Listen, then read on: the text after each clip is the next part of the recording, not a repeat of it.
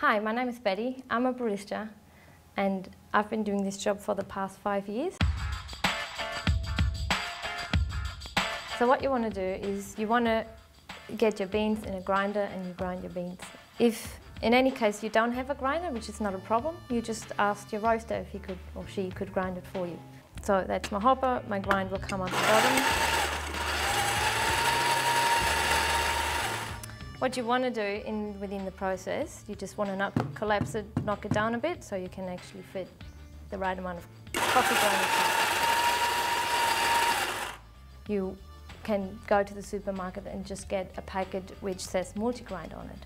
So in that case, you need a different basket which comes with this machine as well. So you want to make sure you have it nicely filled up. This looks a bit messy, so you want to fix that. You need to make sure you have no gaps within your basket.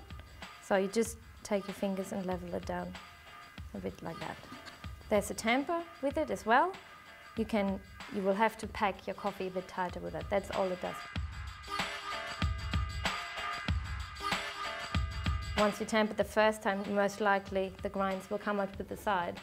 And that's not very good once you want to use it. So you just tap the sides, everything falls back in the middle, and in the end you just give it a bit of a polish. All you do is you sort of turn your tamper and you're ready to go, and it looks like this. Once the water will go through these coffee grounds, the water will go through the gaps, which are very tight, so therefore the water will take away all the oils, all the sugars, all the goodness, and will end up in your cup. If you don't have a tight package, the gaps in between the particles will be too great and the water most likely will just come out in a sort of gushing motion and does not have enough time to take away the sugars and the oils and all the flavors. Also, you might wonder about how full you have to fill the basket. A good guideline is to, once you've tamped it down, to leave about a centimetre gap from the top.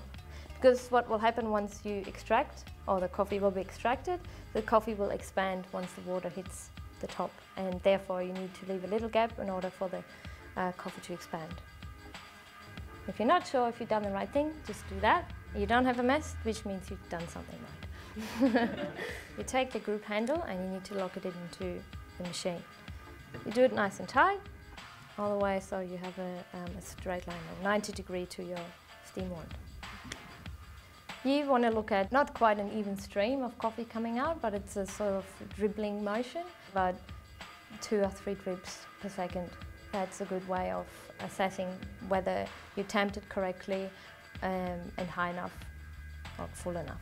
If you realize it's dripping too slow, which is the other extreme, that might mean you tamped it too hard or you filled it up too much. If you're still not sure, want to check on it even more, you just knock out your cookie on your table and you then assess it. If it comes out in one piece and your basket looks nice and clean, beautiful, that's your aim. The mat you want to put there to protect the Otto machine heating up the jug too much, because if you have a perfect extraction and your crema comes on beautiful, which essentially are little tiny bubbles of sugars and oils. So if they would hit a really, really hot cup, the bubbles would burst straight away. But if it's only just warm, which that's what you have the mat for, your crema will stay there for much, much longer, and therefore you will have a much nicer coffee in the end. Crema is basically tiny little bubbles, which are so tiny you can't actually see the bubbles. It looks like a creamy, sort of rich brown, honey-like, red-brownish liquid. I mentioned the word honey because it actually resembles the consistency of honey, and so once you achieve that, you know you've got a good extraction.